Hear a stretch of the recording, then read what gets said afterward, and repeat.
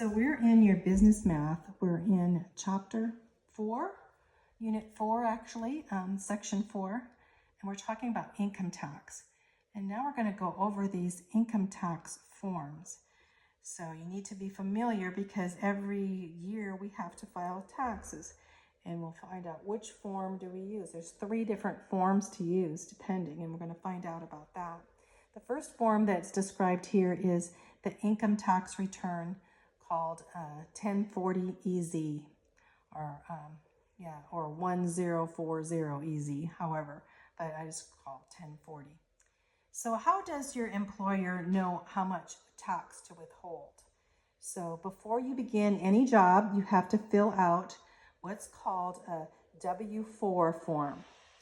And the W-4 form is called right here, Employees Withholdings Allowance Certificate. And this W-4, and the reason how you can know which form is which, when it says W-4, it says use for to tell you it's for your employer. So your employer is going to give it to you, and he has to take it or she has to take it. So for your employer. So this is when you go to get a job, they're going to give you this, and you fill out this W-4 form. And it will basically say how many persons that you are going to support financially and how many dependents you have.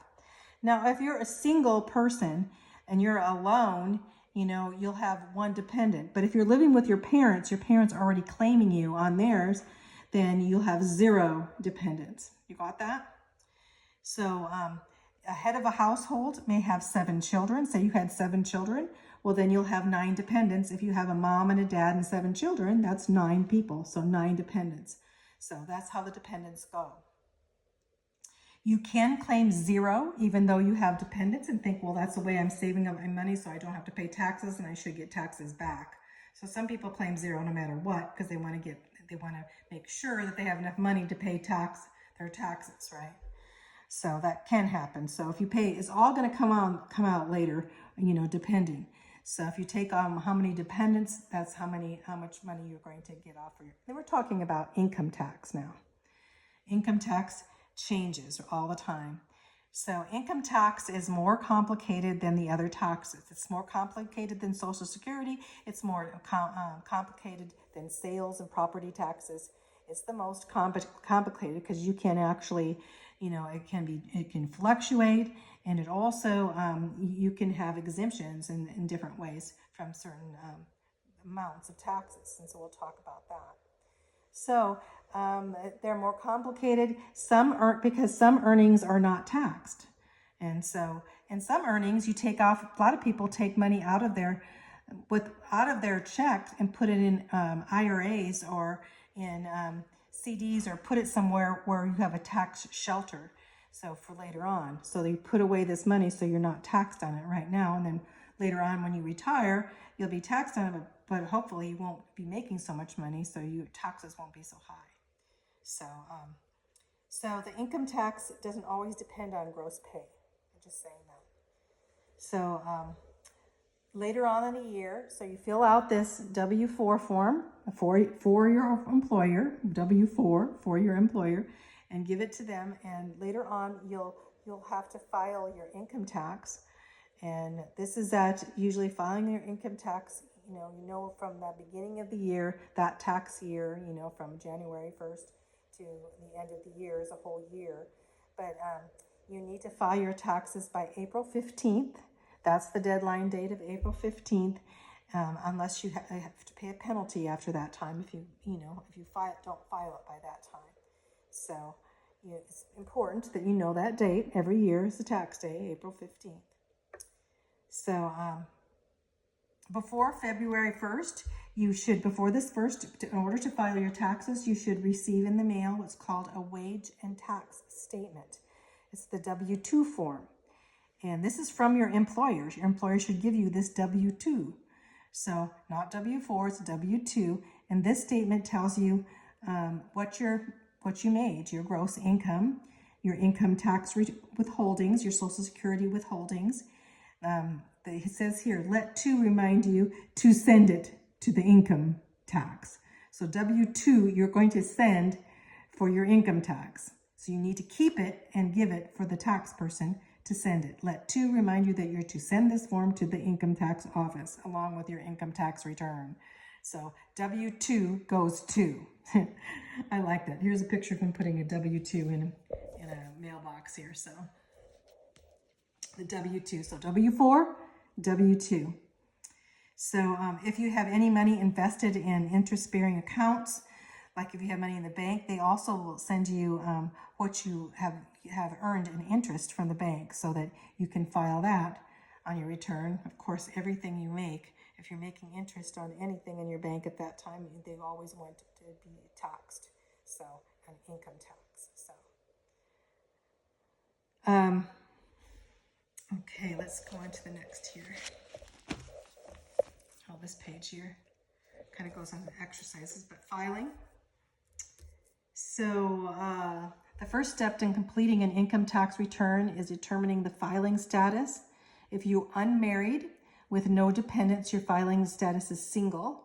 Married couples may file joint return or separate returns, and other filing statuses are head of households would be called a filing status, and also a widow or widower be qualified as in their status. So one main purpose of an income tax is to determine your taxable income. They want to know, okay, how much can we tax you?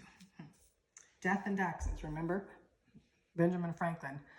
2 things that are never changing, death and taxes. But anyway, taxable income differs from gross income and net income.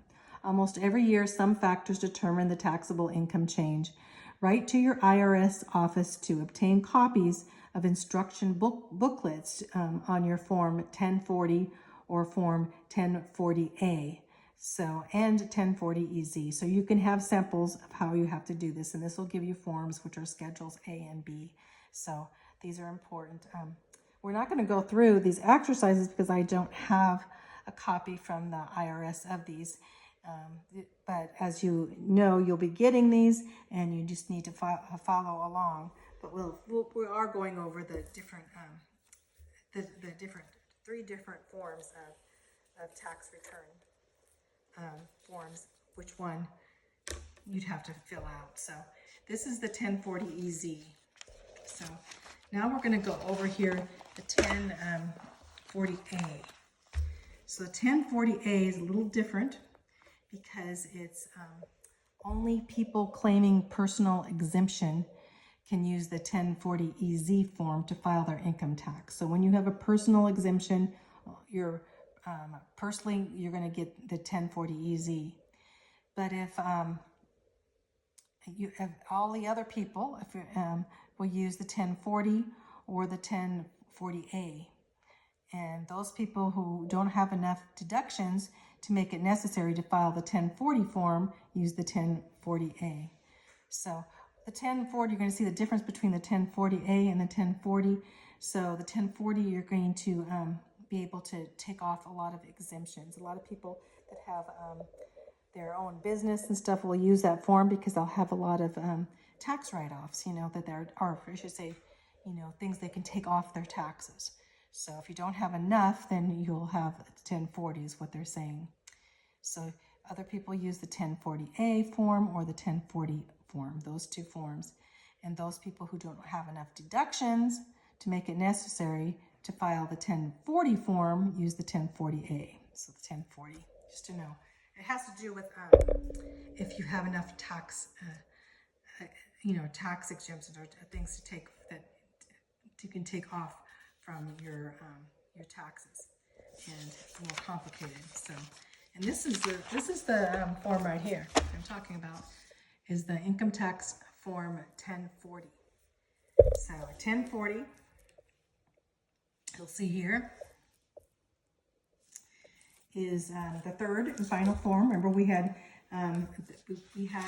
basically the 1040. It's all 1040EZ. That first one with the personal exemptions, personal exemption account. Then we go on to the 1040A. Which in the 1040, this is the 1040. Okay. So the 3rd and final form. Who should use this form? All filers who have taxable income more than $50,000. If you have more than $50,000, I don't know if that's for this year it is, but more than $50,000, you use this form 1040. Also, those who have income other than wages, salaries, tips, commissions, interest, dividends, taxable scholarships, unemployment compensation. If you have other income other than these, you're going to use this form. So let me just go ahead and read this here because I think it's pretty important. Let's read it again. It says, all filers who have taxable income of $50,000 or more will use this form. And those that have income other than their wages, salaries, tips, commission, interest, dividend, taxable scholarships, or unemployment compensation will use this form. And those who have adjustable or itemized deductions other than contributions to an IRA, so you have adjustable items, things are deductions, anything that gets complicated, you're going to use this form. And those who expect tax credits or other than for child care or earned income credit, they'll use this form too. So it's a more complicated form. So, and it says we will only deal with small part of the 1040 form. It's quite complicated. The main purpose of this section is for you to decide if you have enough deductions to make it worthwhile to use this form. The 1040 is much more complicated than the 1040A and the 1040EZ.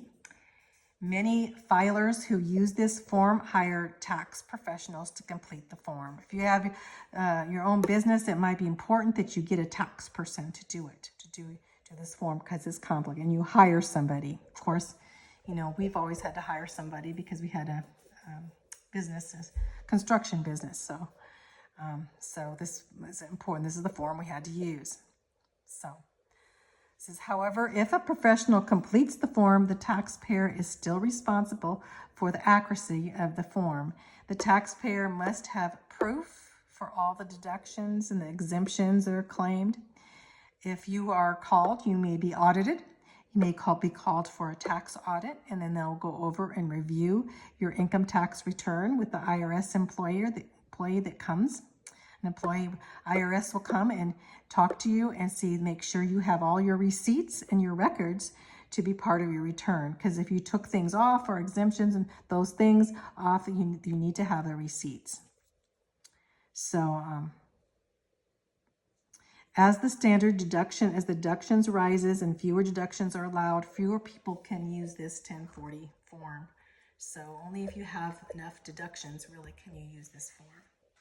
So there's 3 big deductions that come from this form, and one of it's medical, somebody that has a lot of medical bills, contributions to charity, that you've given lots of money to charity as a write-off, and then interest paid on mortgage, someone that owns a lot of real estate, is going to maybe have or mortgage payments. So you can take off that interest paid on mortgage. You can take off medical deductions. You can take off contributions to charity organizations on this form. So you can see how more complicated this form is. But not all medical bills are allowed as deductions. So you have to find, especially the medical base, there's a certain base usually. Sometimes it's like, you can take out 7.5% of your medical. Some people have huge medical bills, so they can't take it all off. There's actually, there's going to be, in each one it'll tell how much, what percent of that you can take off on your tax form. Possibly not the total.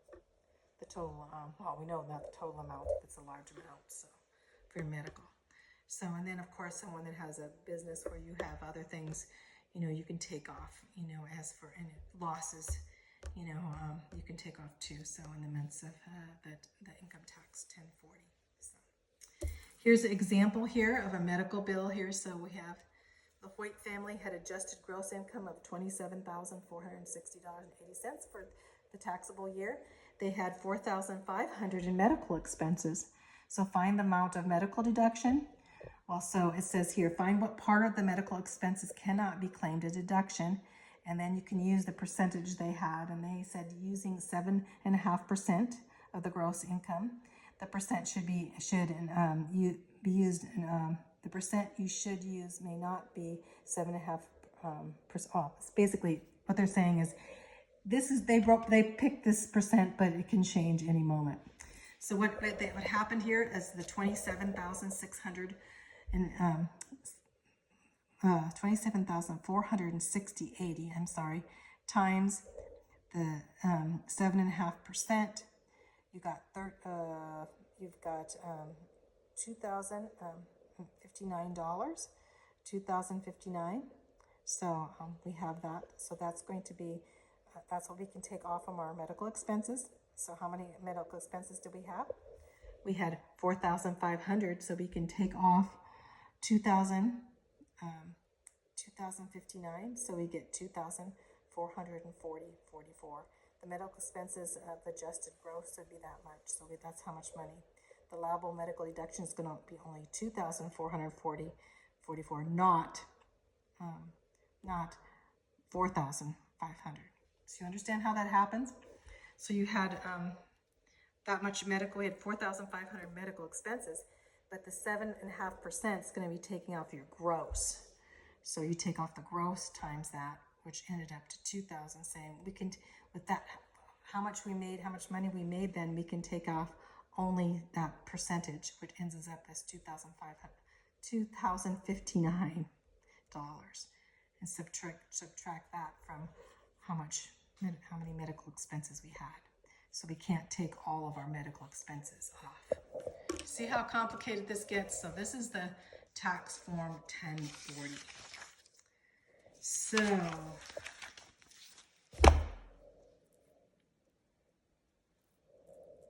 okay.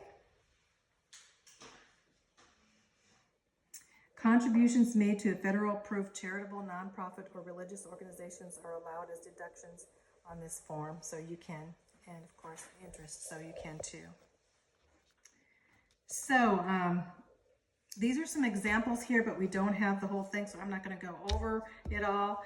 But you can see when you look at the form, we don't have the form here, it's filled out. You can look up and see how many exemptions are on there. You can find out your gross income, how much medical deductions you have, how many contributions you have for charity, how much taxable income you'll have after that.